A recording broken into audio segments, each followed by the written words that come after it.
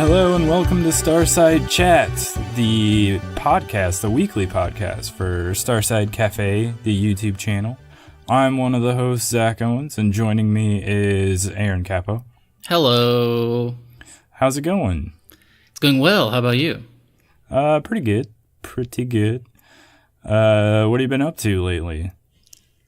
Zach, I had a rough time at Walmart earlier today. Uh-oh. Why? So, over the weekend, I found these really good frozen Indian food things at a Walmart in another town, and I was like, oh, I'll get some of these for my apartment. So I went to the Walmart in where we live, and where would you think that a frozen Indian thing would be in the frozen section? In one of those, like, refrigerator thingies? Well, so there are 3 aisles of those refrigerator things. And I was looking up at the cards that say, like, what's on the aisles. And I was like, and the first one I saw was dinners. And I was like, okay, it's probably in dinners. And it was not. And then I was like, okay, what does this other aisle say? And it says entrees. And I was like, oh, it's an entree. It'll be there. And it was not. And then the third aisle had frozen meals. Was it there? No. But my point is that all 3 of those things are the same thing. Yeah. That's true. I never shop at Walmart. I think that was your first mistake, was going to Walmart. I don't know. They have these like, what are they called? They're called like Bombay or like Enjoy Bombay or something. And I've had a lot of different kinds of frozen butter chicken. And I have to say, that brand like knocked it out of the park. It was really good. It does a thing where it's like all the meat is separated and there's all the rice. And the rice is just like formulated to cook really, really well. I really want to get another one of them because they had a tikka masala that I bet is really good, but I guess I have to wait until I'm out of town again. I would almost bet you could find those or something very similar to that at Hy-Vee. Hy-Vee doesn't have that brand. Really? Yeah. Even in like the it's like the health food area? No, I don't think so. I mean, also, like, I don't know, Walmart, Target, and Hy-Vee all have different brands of frozen things. Yeah, well, they also, like, they want to push their own brands, basically, but... Oh, that's a good point. I guess the Bombay might be like a Walmart brand. Yeah, it might be some sort of Walmart thing that they have, like, made up some name for. I don't know what all their brands are, but whatever. What about you? Nothing so exciting. I mean, that is very exciting, going to Walmart for frozen Indian food, but I helped my brother move over the weekend. Ooh, from where to where? From here to Burlington. Oh, they have that factory in Burlington, right? Yeah, this is the joke you make every time. I even told him that you make this joke every time. So if he listens to this episode, he will know that I was not lying about it. Yes, the coat factory place. Yes. Obviously. Anyway, let's move into the news of the week. Yes, let's do it. All right, so tell me about these rumors about Xbox and local and cloud variants. So Microsoft has their Azure servers, and they briefly talked about at their E3 press conference, like, you know, we're gonna harness our cloud services, and like Scarlet is on the horizon. Now the rumor is that in 2020 they're going to put out 2 different systems. They're going to put out an entirely local system with all the chips and graphics on board, and they're also going to put out a cloud system which is stripped down. But when asked about like, well, that's not going to work for FPS games because like latency is going to be so crazy, they have said that the cloud version is not going to be wholly cloud. It's going to have some stuff. It's going to have some local computation. Like it'll have like some rudimentary physics and like input stuff. But the majority, it's going to be like a split. They called it like slices. Yeah, splicing or whatever, where they like, you have like some of the local information and the cloud information, then they stitch it together. Exactly. So it can be a less powerful box and like less expensive, namely. But it can also do the same games. I would be very interested to see like if they are like, oh yeah, if you're really serious, you got to get the local. You got to get the more expensive one. Or like I would want to see like an FPS, like the next Halo. I assume will be on both of these, like local one versus cloud one, like console versus console, and see like competing if the latency really does matter at like a pro level. Well, and that makes me wonder if some of it is even kind of going to be akin to like the Xbox One X versus the Xbox One, the standard one, where like it can run the same games, but there's a graphical enhancement if you have the more expensive, more powerful version. Yeah, that's a good point. If you could trade in the graphics for like super low latency, I don't know. It remains to be seen. Like, because playing an RPG or like playing single player stuff, you might not notice like a however many milliseconds of lag, but definitely like playing like PUBG or something, it's going to be super noticeable if you're like pinging like crazy or whatever. But I don't know. It's interesting. I wonder if we'll see Sony follow suit. They don't really have the cloud computing infrastructure that Microsoft does. Yeah, I mean, it seems to be the way things are headed, where there's going to be some sort of like game streaming going on. And if this is like some sort of hybrid streaming thing, because we talked about this before about how we don't think like the infrastructure is there for like entirely streaming to work very well. So, I mean, if they've come up with some sort of half and half thing that works pretty well, maybe Sony's trying to develop that as well. I mean, I don't know for sure, but if it is the case where between like the lesser powerful like streaming device and the like more expensive or more powerful like home console, which would you choose? Well, let me throw this at you. What if when you buy the streaming device, you have to subscribe to some kind of thing? Yeah, I guess that would be one way to maybe make up cost if there's like a big cost difference between the two. Like if the streaming box is significantly less expensive, but then you like sort of sign up for this subscription service and that's how they make up the difference. Mm-hmm. I can see that happening. It's kind of like how Google and Amazon, old Google, not necessarily more recent Google, but the way they would like sell devices for super cheap because they were going to make all their money on like services once they got those products in somebody's hand.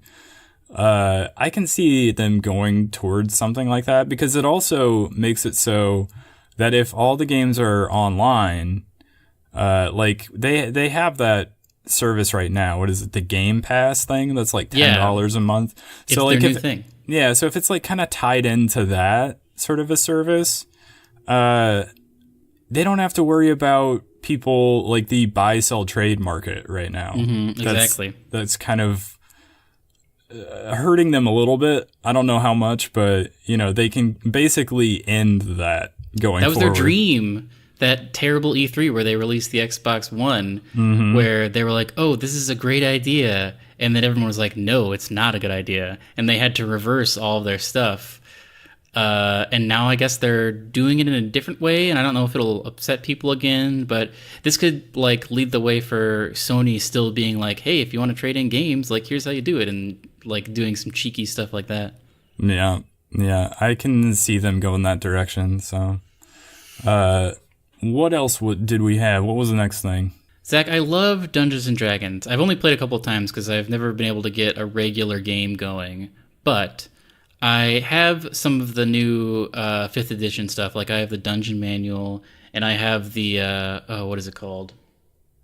I have that crazy one that's like supposedly written by a beholder that has a bunch of cool lore in it and some new classes. But the newest source book, it's being revealed, is going to be a crossover with Magic the Gathering, which is also a Wizards of the Coast property, and they've never crossed over before. But the new source book for D&D 5th edition is going to take place in Ravnica, if that's how you say it, and that's like the world of Magic the Gathering. So it's going to be a big crossover, and people are really excited about it.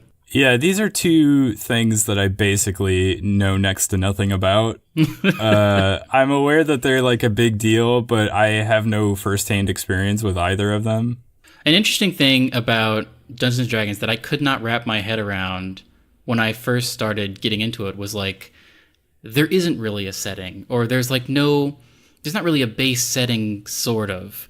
Like, there was the Forgotten Realms, and that was like a super important one, and Eberron was another super important one. But basically, to flesh out the lore of these worlds, aside from like the deities and whatnot, to get like a bunch of like ideas for campaigns and to have a base setting, they put out these like Legends of the Sword Coast, things like that, like basically lores of cities and wars and intrigue, and these source books are really, really cool, and they, for dungeon masters, are great for ideas. Like there's lists of items and things, and Ravnica, I guess, is what the land is called. But I'm very interested to see like if there's going to be new interesting mechanics having to do with cards. Probably not, but I want to see like the new classes and stuff. I'm very like inexperienced and unknowledgeable about Magic the Gathering, so I might pick this up because I think it would be a cool read, even if I don't get to run a campaign. Now, this might be a dumb question, but is Magic the Gathering more than or something other than a card game? Well, because I'm only aware of the card game. It's definitely a card game, and they're making a Hearthstone-style PC game of it. But yeah, it is pretty much just a collectible battling card game, as far as I know. But the rules are complex. We have a friend named Dan who is very well versed in it, and he is a pro elite player. And he tried to explain it to me a couple of times. So I have like a vague knowledge of like some of the strategies you would use and certain things. But yeah, I don't know. I don't really know a lot about Magic the Gathering, except that like it's there's a lot of cards, and you gotta build those decks. Yeah, when I look at any of that stuff, I'm always like way in over my head, and it scares me a little bit. So we should talk to Dan at some point and get him to explain some of this stuff for us, because like I'd be into checking it out. I just don't know where to start is the thing, and I never have. Like, because I haven't known anyone, I guess, other than Dan, but I didn't know this about Dan, that were like into Magic the Gathering. Mm-hmm. I just know when I graduated college, I worked at this buy-sell trade store for a while, and they would always get in like a handful of like new Magic the Gathering cards, and they would sell out almost immediately. So I was very aware that it was like this huge deal, but I had no idea about it. So, but yeah, I would be interested in finding out more about this. Yeah, I think I'm definitely going to pick up the source book. So I don't know. I don't know if it's a thing to review Dungeons and Dragons source books on YouTube, but maybe we could do a little review of I forget what it's called. I think it's called Guildmaster's Guide to Ravnica. I'm probably saying that wrong. It's a thing on YouTube to review anything, so that's true. We can definitely do it. We just maybe have somebody who is more of an expert like Dan join us for that. Yeah, for sure. Sort of I think that might be a good idea. Maybe we'll get him on the podcast. We could do like a blind spotting of Magic the Gathering in general. I still say we should do a little mini. I mean, not to encroach upon the Adventure Zone, but I feel like we should do a little mini D&D podcast game within this podcast. I think it would be fun. I have always been down for that, but we cannot seem to get other people, like just timing wise, to get them all together in the same place to be able to do that sort of a thing. So maybe we'll work something out, but I've been telling you for years that I wanted to do that. So yeah, we'll see. Yeah, so we're gonna do the Destiny Minute. Is that what this is? You've put this in the show notes as "Let's talk about Destiny again." Yes, this is my new segment. Let's talk about Destiny again. All right. Yeah, so this is gonna be a regular thing, huh? Probably. So were you aware of what was going on this weekend? I heard some things. I'm still a little bit out on Destiny right now, but I keep waiting for something and maybe it'll just be eventually getting my hands on the game to force me back into it. But because I've heard that everybody who's like checked out the new stuff that they had at E3, was super into it. But no, I've not been following super closely with the most recent updates. I am aware that there was a new gun that was found, but that's about it.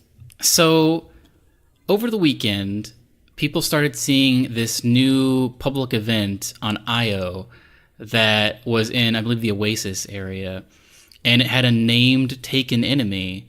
And when you killed this named taken enemy, this portal opened up, and you were dropped into this completely new zone, and you had 20 minutes to complete this crazy quest. Very similar to, remember when people found, I think it was originally called the Black Hammer, or the Black Spindle. Yeah, Spindle. In Destiny 1, where like you would run that strike, and then somebody figured out that if you went another way during the strike, it would start this new event. Well, that happened here, but it was completely, like, the first, like, 5 to 8 minutes of this event are a crazy jumping puzzle with apparently some very cool music playing, and it's very hard. And then it's just really, really difficult rooms of enemies, and you gotta get those rooms. And then you beat it, and it's very, very high level. It's like top tier, very, very difficult, and you only have 20 minutes to get through it, and you have to do that whole jumping puzzle before. And if you beat it, you get the Whisper of the Worm, which is maybe the best weapon in the game now that they've added it to the game. It is a sniper rifle that has that old perk, the pre-nerf perk of Black Spindle, where if you hit 3 consecutive crits, it refills your magazine, not from your reserves. So it's basically infinite ammo and really high damage constantly. And it's great. People love it. And once you beat that, there's a heroic one that starts, and that allows you to get the catalyst. I have not been playing a lot, so I don't really understand what catalysts are. But in addition to that, people were finding these crazy puzzles. There's a crazy puzzle that has to do with oracles, and it turns out it's a callback from Vault of Glass, and people were trying to figure it out. It's like it's that Outbreak Prime stuff, man. It's that good old Outbreak Prime stuff where people are trying to figure stuff out in real time. And they figured it out, and they got this crazy blueprint for, they think, a ship, and it's going to take a couple weeks to like get all the materials or whatever. But it was pretty cool. The general consensus is that it was a really cool event, and I don't know, it was fun to watch in real time. Now, is this like them adding this weapon that has that perk on it? Is this them conceding that, all right, we used to have this stuff in there, and we thought it was like breaking the game, but people loved it, and we took it away, and now people don't like the game, so maybe we should start adding some of this stuff back in and be like, okay, you guys can have this stuff now? I think it is a little bit, they realized, like, they're very obsessed with balancing, and I think they realized that the most fun people had in Destiny 1 was when a crazy game-breaking thing would be found. Like Loot Cave, for instance, was like a classic Destiny 1 thing that everybody loved. Or like, I didn't get in on this, but I think there was a thing where Prometheus Lens was like super broken for a while. Yeah, I remember that. And they were just like, have at it. So I think a problem with Destiny 2 has always been you don't feel powerful. Like your super and all of your abilities take too long to charge. All your gear feels uninteresting and underpowered. And this could be the turning point where they're just like, you know what? Here's a crazy thing. It's hard to get. It's like the hardest thing in the game to get currently. But if you get it, it's like the Mythoclast, man. It's like the Vex Mythoclast before its nerf, where it was very hard to get, but once you had it, like if you were in Crucible and you heard that sound, you knew you were about to like die, because it, like, the Mythoclast was so crazy. Now, this is the other thing that bothers me about Destiny, is that, like, on the one hand, I understand that this is cool for a lot of people, and like following the story of it and seeing it play out on like Twitch and YouTube, and like seeing these people figure this stuff out and go through everything it takes to like get all the like crazy, powerful, hidden stuff is like super cool for that like select group of people that are going to be able to do it. But for me, I know this is never going to happen. So I'm just like, okay, I mean, that's cool. That's just one more thing I'm not going to have in this game. And it's going to make it so that somebody else who like has the time and the number of friends to pull all this stuff off. Like what was the one that they added during Rise of Iron that like Dado did that video to explain how to do it, and it was just so ridiculous that I was like, there's just no way I would, one, have the time to do this, but two, have the number of people who also had the time to do it just like at the ready to actually pull this thing off. So I knew right then and there that I was never going to get that gun. And that is kind of a bummer, honestly. Like, on the one hand, I get that you need to have that stuff because that's what drove Destiny 1 for so long. And it's them trying to say, well, we need to do less of that stuff because so many people can't achieve that. That kind of brought Destiny 2 down. But at the same time, I'm a little bummed by all the like craziest stuff that they add to the game that everyone gets excited about that I'm just never going to experience. It's sort of like Ready Player One in a way. You have this online world and everyone is trying to like figure out secrets. Like, you're right that it's very fun to watch on Twitch. Like, I watched the guy, I believe his name is T-Rex. I watched him like figure out the Oracle puzzle, and when a chest spawned after he got it right, like everybody flipped out. And that's a really cool thing to see. I mean, I agree that it would be very difficult for us to get it. But I don't know. I love these little emergent treasure hunts that happen where people are like, what is going on? I think a problem with there was a very famous subreddit, not very famous, but it's called Raid Secrets. And in Destiny 1, there were all these things where they were like, man, where are the secret chests? Like, what are the crazy secret things in Vault of Glass? Like, what's going on here? What is this? And like a community gathered together and they were trying to figure stuff out. There was like the mystical like secret final chest that nobody could find in Vault of Glass. And I feel like that subreddit has been pretty, I mean, I guess I don't know because I don't really frequent it, but I feel like there's not a ton of stuff in Destiny 2 where people need to figure stuff out. They've put everything on the director. Like, you don't need to watch videos by like Dado to find stuff out, which is a bummer. Like, I want things to be like inscrutable and to figure stuff out. Like Into the Gungeon, which we're going to talk about later, has a bunch of really interesting mechanics where you go into a room and there's just like an altar and you're like, what do I do with this? And you sort of have to figure out organically. And there's not a ton of organic stuff in Destiny 2. It's sort of just like, go here, complete all these weekly things. And I like, I don't know, I like a Black Spindle, kind of, I like an Outbreak Prime sort of secret thing. Yeah, and I think most of the community does too. And like I said, that's what drove a lot of the interest in Destiny 1. And it has been very absent in Destiny 2, and that's been one of the big downfalls for Destiny 2. But I'm just speaking personally, like it's fine to watch some of that stuff and think, oh, that's cool. Like, they figured this crazy puzzle thing out that I never would have figured out. And they got this cool thing that I'm never going to get. But then it starts to sink in that I'm not going to experience, like, a good portion of this game. And I just, like, at some point I stop caring. You know what I mean?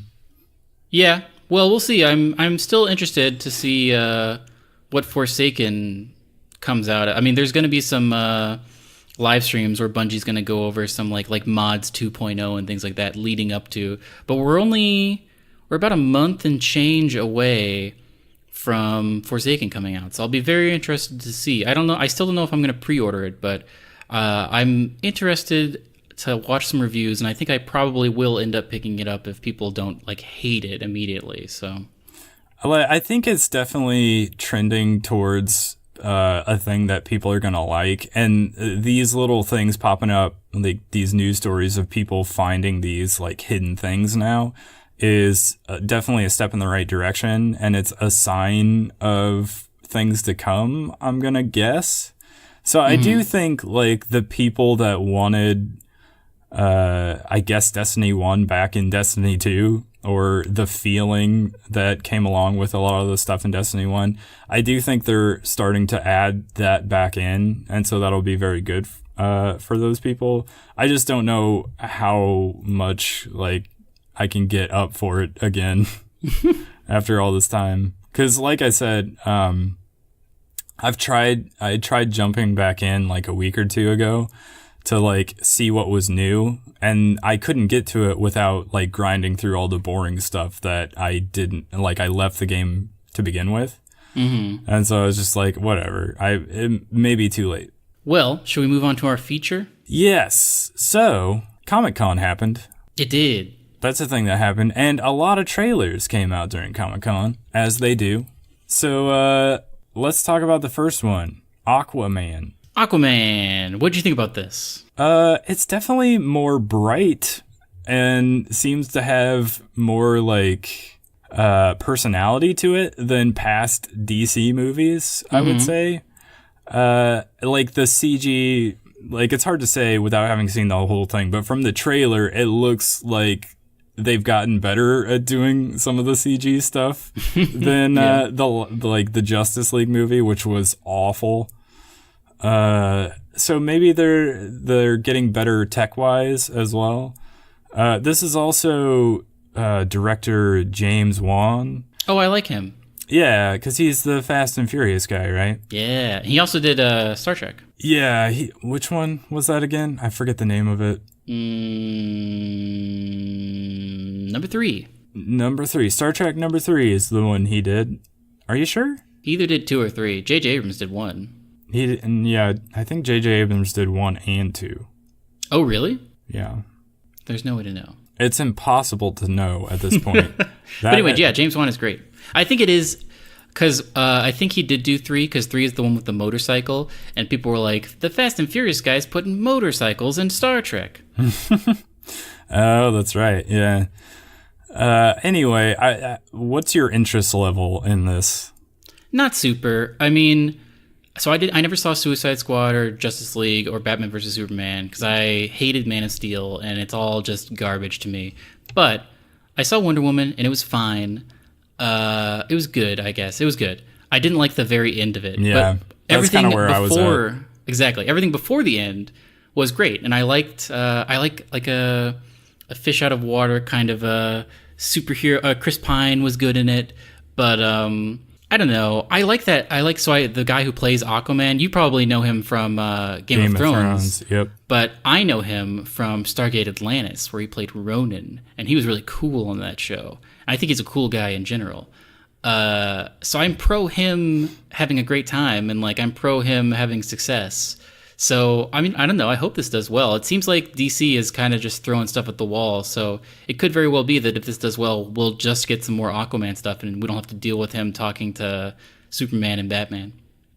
Yeah, I don't know. I like watching this. Like I have seen the DC movies, and most of them are awful, and that's why it kind of makes me less excited for this movie than maybe I would have been otherwise. But it seems real weird, and I don't know how into it I am. Like, I'll probably see it eventually, but this is not, like, I watched that trailer and I wasn't like, oh, I have to go see this. Yeah, I like Jason Momoa, Dolph Lundgren's in it, Nicole Kidman and Willem Dafoe are also in it. Like, there's a bunch of people in it, I guess, that are recognizable, and, of course, James Wan directed it, so I don't know. I think DC is trying to change their image a little bit because I think it's been rough for them trying to follow up Marvel stuff. That sort of segues into the next trailer. Yeah, so Shazam, which is another DC movie. This one was really weird to me. I don't know how you felt about it. I don't like it. Yeah, I didn't either. I'm not sure Zachary Levi was the right guy to cast for this. Like, I guess he's sort of a comedic actor, but I don't know. I don't know if I like casting him for this movie. I wanted like a super, like this is a great, similar to Jumanji, when The Rock had to play against type as a boy. This is another great, what's the word I'm thinking of? Chance, I guess, is an easy word. This is another great opportunity is the word I was looking for. This is another great opportunity for someone who's been typecast as like a tough, rough and tumble guy to go against type and be a kid. And I feel like they squandered that with Zachary Levi, who I could not care less about, and is already just kind of a nerd. Like, you don't want to become a superhero and become Zachary Levi, who is like typecast as just like basically a Jim Halpert. Yeah, exactly. You don't like dream of being Zachary Levi in a very obvious like muscle suit. Like you would dream of being someone like The Rock because he actually is like this cool tough guy.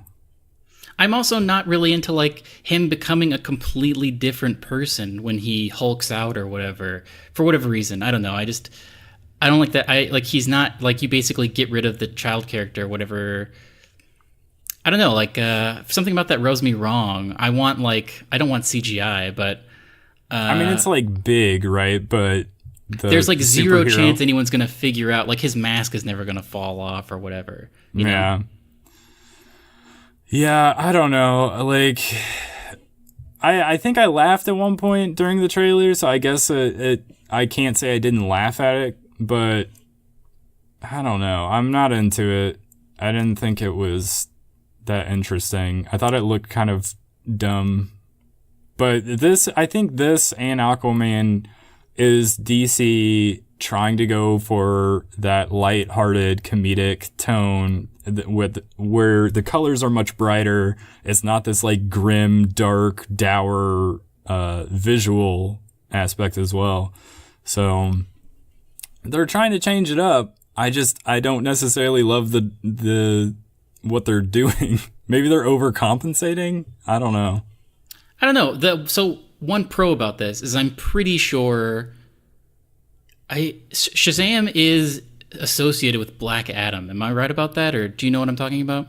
Yeah, I'm not real clear on the DC lore and the comics. So Black Adam is an anti-hero / villain, but mainly an anti-hero, and he's supposedly going to be played by The Rock, which I'm pro. Like, The Rock has never been like in a superhero movie. He's not in the DC or the Marvel universe yet. So I guess this gets us a step closer to Black Adam, which I'm interested in. I don't know anything about, but I love anything The Rock is in. Yeah, so. But when you see that movie, if it is like Shazam versus Black Adam, I don't know how it works. That may not be the case. But if it is, do you see Zachary Levi up against The Rock? The Rock would win. Like, that's what's crazy. It's like Zachary Levi... You would want him to win. Yeah. Because who roots for Zachary Levi? Yeah. Anyway, this is maybe not for us because we're not super into the DC movies. And I'm not anti-DC. That's like the thing I think people are gonna say once they hear us and how much we're like talking down about DC and their movies. Growing up, if anything, when it comes to like movies and games and stuff, I was more into the DC characters than I was the Marvel characters, or I at least was more aware of them. But yeah, when this movies thing, like the cinematic universes that they've built for themselves, it's the exact opposite. So, well, speaking of the exact opposite, let's move on to something that I think we're both excited for. Yeah, so Godzilla, King of Monsters. What a trailer. Zach, do you remember the original trailer for Godzilla with that crazy like drop from an airplane and they all had that like red smoke trailing behind them? Yeah. Godzilla makes great trailers. Their trailers are the best, yeah, for sure. The trailers are great. Anything will look cool if you put Claire de Lune behind it. Yeah, I was gonna say I shared on social media this trailer, and I was like, whoever thought to put or pair Claire de Lune to this trailer like deserves an award of some sort. Genius. It's so good. Like, everything about it, they just nailed it. Like, there's not a lot of storytelling in it. You're kind of aware what's going on. It's perfectly synced to the music. There's that beautiful shot of, I assume, Mothra spreading its wings when the music crests. Like, it's got Eleven from Stranger Things, who is a very hot commodity right now. She's in a bunch of stuff. And it's got Watanabe is back, and it has a bunch of people. I was surprised how many familiar faces I saw. Yeah, like Eleven's in it. Do you think maybe her powers carry over and she can somehow commune with like the monsters? It does seem like she's connected to them, or like she's definitely pro Godzilla. Like, there's that shot where Godzilla. I assume you don't see the reverse, but I assume Godzilla's walking up and she's like smiling in the rain. So like, maybe she has some sort of connection, or I mean, in Godzilla movies, there's always like people on the ground who are like pro Godzilla, so she's our window in, you know. Mm-hmm. It seems like her dad is Kyle Chandler. You think so? Oh yeah. I thought that as well. Because she's like holding a picture of a family photo at one point, I think. But we don't know what, like where Kyle Chandler's character fits into all of this, because it seems like they're, other than Ken Watanabe, they're leaving everybody else behind from the first movie. Yeah, there's a part where in the trailer where she, under her breath, is like, "You're a monster," and I cannot tell. I feel like she's either talking to the blonde lady or Kyle Chandler, but I don't know who is going to be the actual bad person. I think the next cut is Vera Farmiga's character. But who's to say? It seems like she is pro monsters, but she could also be like, I mean, I guess it's not good to be pro monsters, but I don't know. I guess Sally Hawkins is also back in this movie. She was in the first one as well. But yeah, Thomas Middleditch is in this. Yeah. How awesome is that? I don't know what character he's going to play, but I like Thomas Middleditch. He works at Monarch. Yeah, probably. Charles Dance, the guy from Game of Thrones, he played Tywin Lannister. He's in this movie, and he says something that's very like Tywin Lannister, but it's going to be hard to separate him now, but he's in this movie. Yeah, Kyle Chandler, you mentioned him. Yeah, a bunch of people. So, this was one of the best trailers I've seen in a while. The biggest twist, it's not coming out until like May 2019. Were you expecting it this year? I don't know. I mean, it's we're almost getting it a year, getting the trailer a year in advance. Yeah, I guess that's true. Maybe it's just really far in advance, and it's not like a teaser either. This is like a full on trailer. Yeah. It's crazy. It is crazy, but I don't know. It looks super cool. I like the first one. I think a lot of people didn't like because there's like maybe 8 minutes worth of like Godzilla in the movie. Am I remembering correctly that we saw it together? Did we see it together? Didn't we go to the movie theater and we bought regular tickets, and they were like, for some reason they were like, "Oh, just take these 3D tickets," and we saw it in 3D? You might be right. It's been a while. I don't recall, but because I remember thinking like it's the perfect movie to watch in 3D because they play so much with like foreground stuff, because like Godzilla is so giant and you so rarely get to see. Yeah.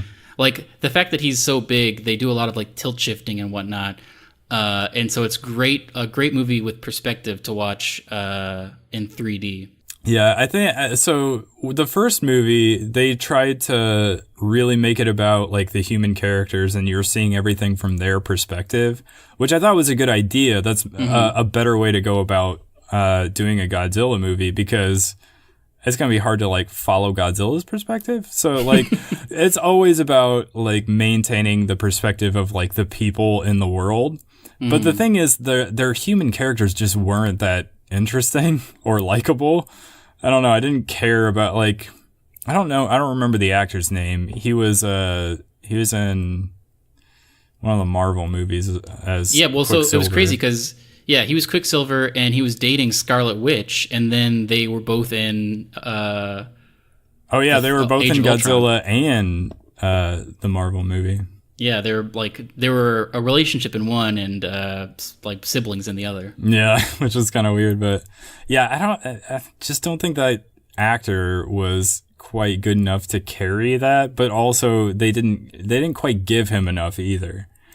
So I don't know, but having said that, this new movie, you got Millie Bobby Brown, you got all these new faces joining it, and if they can pull it off, if anyone can pull what they were trying to do with the first one off, it's this set of actors. I feel like they can do it. I agree. So yeah, I'm very excited about this. You're also very excited about this. It's a cinematic universe that they're doing. So this is the second of the Godzilla movies, which we have to assume there's going to be a third. And at some point, there's going to be this crossover that's like Godzilla versus King Kong. Mm-hmm. I don't know what year that's supposed to come out. I think they kind of outlined it at one point, but I don't recall off the top of my head when that's supposed to happen. But I don't know. I didn't love the King Kong movie. It was all right. Oh, really? I really liked it. It was all right. I just, I didn't love it that much. The cinematography was great, and all the music was really cool. Yeah, well, I mean, they were obviously going for this, like, Apocalypse Now vibe. Yeah. So they were basically, like, going for the style of, like, those old Vietnam-era war films, which, you know, is cool and all, other than, like, it could have existed in any time. So I was kind of curious what the significance of them choosing that time period was, and I cannot come up with a reason. But anyway, that's Godzilla King of Monsters. What was it, May of next year? Yes. Very exciting. Moving on, there is a DC hero TV show called Titans? Yes, this is a Teen Titans live action show. It's very dark and gritty, and it's making the rounds because in the trailer, the first part of the trailer is like, this trailer is rated MA. And then it plays, and that's because at one point Robin was very disillusioned, and I guess a cop. He says, someone is like, "Where's Batman?" And he's like, "F Batman," but he doesn't say F. He says a bad word. He drops the bomb. He drops the F bomb, and he's like, "I don't care about Batman, F Batman." And people are like, "Whoa!" What station is this on? Zach, you'll be glad to know it's on a brand new subscription streaming service. Ah, yeah, goody. I was hoping that you would say those exact words. That's right. Get ready for whatever this thing is called. I don't remember. Well, if there's anything else that we need, it is another streaming service to subscribe to. What did you think of this trailer? It looked dumb to me. Like, I know, like, people are into the, like, Teen Titans or whatever, like, the cartoon show. Mm-hmm. But I'll be honest, the, like, now this is going to clash with another similar show that we have to talk about later, but, like, the whole teens and, like, superpowers, like, teen superheroes, and there being, like, some sort of school situation almost, or, like, I don't know, that whole thing, I feel like it's kind of played out. Like, how many... Well, I feel like there's a number of TV shows that are about this type of thing, and there's, like, been movies about it, and I can't be bothered. Zach, are you watching My Hero Academia? Nope. It is very good. You've told me about that, and I keep meaning to watch it, but I have let my Crunchyroll subscription go, so... Oh, no. It's so solid. Like, I watched the latest episode today, and it's just like... Oh my god, it's so good. And it's so interesting. Like, all the character designs, like, they just did a thing where, because it's an anime, there's a new tournament they have to do.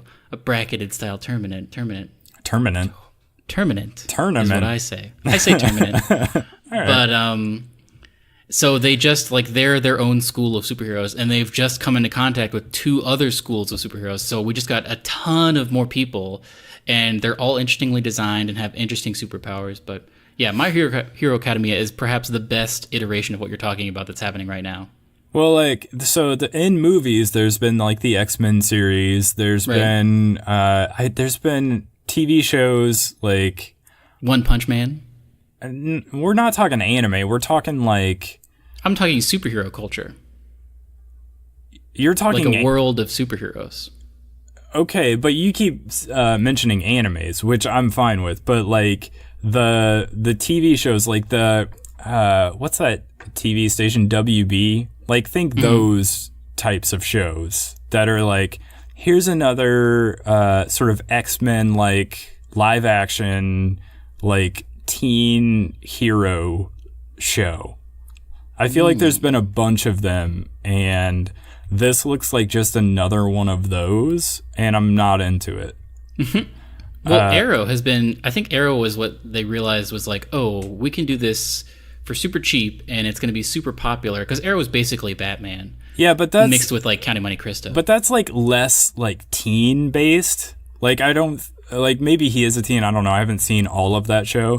I would say he's a young adult. He's, like, in his 20s, I think. Yeah, but he's not, like, in high school. No.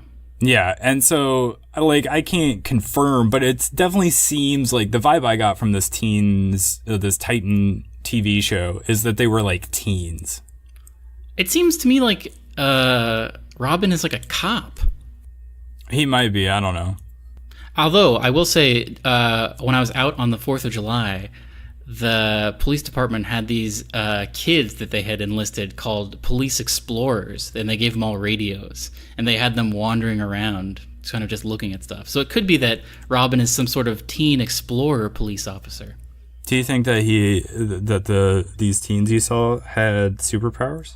TBD. So another crazy thing is that he, right before he says F Batman, he kills like 6 people. He like shoots them with a gun and like stomps on a guy's neck. Yeah, I mean, that's more of like the DC cinematic universe style of Batman, who's like essentially killing, like murdering all the bad guys. I don't know. Are you into this? Because you sound like you're into it. Not really. I don't know. I like... You put up a big fight for this, in case, for the case of this show, for not being into it. I liked Teen Titans, the cartoon show back in the day. And so I'm interested to see... Like, I'm very interested to see what they do with, like, Beast Boy and how they get him to transform, if that's going to look cool or not. Let me ask you this. Would you watch that Gotham show? I haven't yet. I don't know. I want there to be Batman. Like, there's no Batman. Yeah. He's a kid. So that was the point I was going to make. Like, so this is going to be Gotham, but if they were all teens and there's still no Batman. Here's this, though. If Gotham did a thing where they time jumped like 5 years and all of a sudden it was like first years of Batman and he was being Batman, that would maybe make me go back and watch the whole series so I can catch up to that part. Yeah, I guess I can see that. If they brought Batman into it, I can see that. But, like, for sure, this Titans TV show is not going to do that. I mean, eventually I feel like Batman is going to come into it because we're going to have to figure out, like, why Robin hates him so much, And that's going to be a very interesting portrayal of Batman. Well, it could be just, like, brief flashbacks. Like, he might not necessarily be a significant character on the show. Yeah, I mean, I don't know. I'm interested to see. I guess we'll see. But speaking of superhero fatigue, that I assume means you're not into the next trailer? Now, this is why I said it's going to conflict with my views on the next 2 things we have to talk about, because I'm actually into these next 2 things. The next one is Glass, which is M. Night Shyamalan's return to the world of Unbreakable, starring Bruce Willis and Samuel L. Jackson. I don't know. What do you think of this? Because I have not seen Split, I should say. I need to see that movie still. I have not seen it because I don't like scary movies, and I'm afraid it would be too scary for me. But I liked this, like... So the premise of this trailer of the movie is Sarah Paulson is like... She's like, I'm a therapist, and I deal with people who are delusional and think they're superheroes. And we see these, like... tracking shots of this basically like prison/asylum with all these interestingly designed cells. Like there's a cell with like a bunch of weird like lights, it seems like, and there's a cell with like some sort of like piping shower system. And so to me that says like, oh, I wonder if we're gonna get like a whole ensemble of like interesting weird superheroes that are not based on anything. Like I know we have the Horde, which is the guy from Split, and we have, I don't know what they're calling Bruce Willis, and we have Mr. Glass, but I wonder if we're going to get a ton of like, I wonder if this is just the beginning, like, I wonder if we're going to get another episode in this world. Like, is this like a cinematic universe? Yeah, I was going to say, are they starting a new cinematic universe that has more heroes? Like, weird, like, really weird, gritty, just weird M. Night Shyamalan heroes, like that's interesting to me. Not necessarily like pulled from like a DC or Marvel universe, just like different heroes. Was this originally based on a comic series? I don't think so. I think it's all original from his mind. I mean, if it is, that's cool. I want to say that there was a graphic novel in there somewhere, but I don't know if it came before or after. It's interesting. I like the character of Glass. Like, he was a cool part of Unbreakable.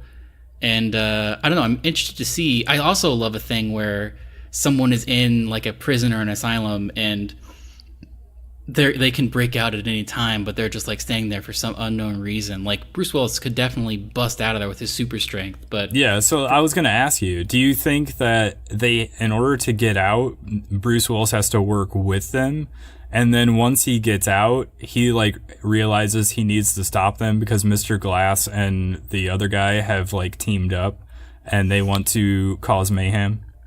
I don't know. There's a scene in the trailer where Mr. Glass or Samuel Jackson is like, I want to meet the Beast. And the Beast is like the superhuman alter ego, like animal version of Horde. He's the Hulk. And, well, yeah, it's very similar to the Hulk. And so, yeah, there's definitely going to be like a team up. I don't know. I am very interested to see. And I'm very interested for the part where Sarah Paulson realizes that these people are actually superheroes. Because I love a reveal where someone finds out they were actually telling the truth. So this looks like something I would watch. I don't know if I want to watch Split, unfortunately. Yeah, it's so scary. That's the thing. Like I would have to watch Split, I feel like, before I see this movie. But I definitely want to see this movie, so maybe I will have to watch Split, like it or not. What about this Deadly Class? This is our final trailer. Yeah, so this is another TV series, and this is why I said it was going to be such a conflicting set of opinions for me. But this is essentially what I just said that I don't really care about anymore, or don't really have any interest in seeing. It's another one of those coming-of-age things where it's a bunch of teens at like a school, but they have like superpowers or something, or they're like crazy, unique individuals or whatever. But this is, I think, by the Russo brothers, the trailer said. The guys who did the Captain America movies. Mm-hmm. And it's set in the 80s, which always helps because I love 80s music and all of that. So, but it's just like super stylish. And I don't know, something about the characters and the way they were portrayed in this trailer didn't turn me off the way I was turned off by the Titans TV show. I don't think they necessarily have powers, but I think it's a school for assassins, basically. So it's being run by Benedict Wong. I think it's like the headmaster. Also, I spotted Henry Rollins is in there as maybe like a professor, which is very cool. And it's this kid who is basically like up to no good, and he's like recruited like Professor X style by Benedict Wong, who's basically like, you are a guy who can definitely kill some people, so like come be in this boarding school. It's not like X-Men, it's like Killman or something. It's like come and become an assassin in this crazy school. So I don't know, it's on Sci-Fi, which is another interesting thing. Yeah, so it seems like maybe like almost like a dirty sort of grungy version of Kingsman. Yeah, that's a good comparison. Which I like the Kingsman movies, so yeah, I kind of want to watch this. I don't know. I'm a little bit mad at Sci-Fi for ditching The Expanse the way they did. Like, I understand it's a business decision they had to do, but like, hopefully that doesn't happen to the show. Is like, if this ends up being good and they're like, oh, whoops, we did it again, we're gonna have to cancel it just as it's getting good. I don't know, but I would watch this show, I think, whereas I don't really care about the Titans show. And we'll post the links to all these trailers in the show like description on YouTube if you want to go find this. If you're like listening on a podcast right now, you can just go to our YouTube channel and you'll see all the links. Well, the links should be in the show notes. Those should get copied over. So even if you're like listening on your phone on one of your podcast app of choice, you should just be able to click in the show notes and they will pop up for you. So, shall we talk briefly about what we've been playing / watching? Yes, let's do that.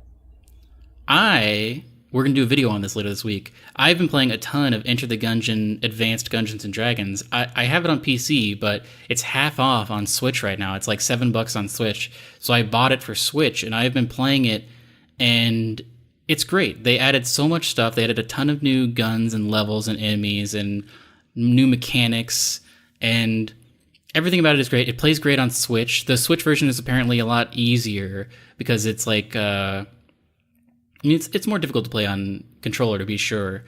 And so there's some amount of auto aim. So I feel like I'm better at the game when I'm not playing on keyboard and mouse because the game helps you a little bit. Yeah. But there's a lot of quality of life improvements. It's only $7 right now, right currently, but definitely this is a great little indie and it's very fun. And the progression system is really interesting and fluid, and you like organically find out these interesting things. It's great, is what I say. I've been wanting something else to play on my Switch, and I thought about getting Hollow Knight. But if this is going to be $7 instead of like 15 or 20 or whatever Hollow Knight is, maybe this is the game to get. Because I do like, it's a twin stick shooter, right? It is, yeah. So you have to. I enjoy a twin stick shooter now and then, so this might be up my alley. It feels great to play with the Pro Controller also. Like, I played this on PC when it came out, and it's good, it's fun. But playing it on a giant TV, especially with the quality of life improvements, they did a thing where when you're not in combat, you can select this option to run way faster, and just makes getting around really easy. They added a bunch more teleports. Like, now there's a teleport in every item room, so you can get back them very quickly. It's so nice to play, and I feel such a good sense of progression. Every time I play, I feel like I'm unlocking a new gun, or like I have encountered a new weird NPC in the Gungeon that I have like let out, and now it's going to be part of my game. It's very fun. Yeah, we should definitely do a video on it for later this week. So I've already been collecting footage, so get ready for that. Excellent. So yeah, keep an eye out for that later on this week. What is this next thing you have in here? I put this in briefly. I forgot. So this is just something I've been watching. This is maybe not as interesting to you since you let your Crunchyroll subscription go out. It pains me so much. You have no idea. There's a new anime this season called Cells at Work that is very funny. It's like it teaches you about the human body, sort of, but it takes place in a human body, but everything is like a person. So like it looks like just a giant city, but like one of the characters is just a red blood cell who is this girl, and there's like white blood cells. Is this like Inside? Exactly. It's very simple. It's not, but everything is like very literally what it is. So like, there's no emotions or anything. Like, there's not like, oh, I'm happiness or anything. This is just like, I'm a macrophage and this is what I do. And like, I'm a dendrite and I do this. And like, like much like a lot of animes, it's just it's trying to teach you as well as like be entertaining. And it's very funny. Like the platelets are these adorable little kids that are doing things, and like the second episode is about like an abrasion that happens, and just like an entire part of the city just like collapses and a bunch of germs come in, and it's very bloody also. Like the white blood cell, it's constantly like all the white blood cells are equipped with like a big knife, and they just like very violently kill germs and stuff and get all bloody. But it's also got a really good opening song where they're just like singing about cells at work. But it's very, very funny. If you have a Crunchyroll account, definitely check out Cells at Work, because I am loving it. It's like, I think it's got 3 episodes right now. So this is going to be like shown in schools, right? For sure. 100% this is part of biology class going forward. Listen, I'm definitely learning a lot. That's why this is definitely going to be shown in biology class. Are you watching or playing anything? I mean, more of the same stuff that we talked about last week. Like, I've been playing some Pokemon Go and some Jurassic World Alive, trying to figure out those games. Otherwise, I have been rewatching some Game of Thrones lately. But nothing new, sadly. So I also plan on getting to Far Cry 5, that Mars DLC that we talked about last week. Oh, yeah. I would like to get some footage of that, and then we can talk over that, maybe do a little bit of a review for that later this week as well. So yeah, I'm excited for that. That's my plan.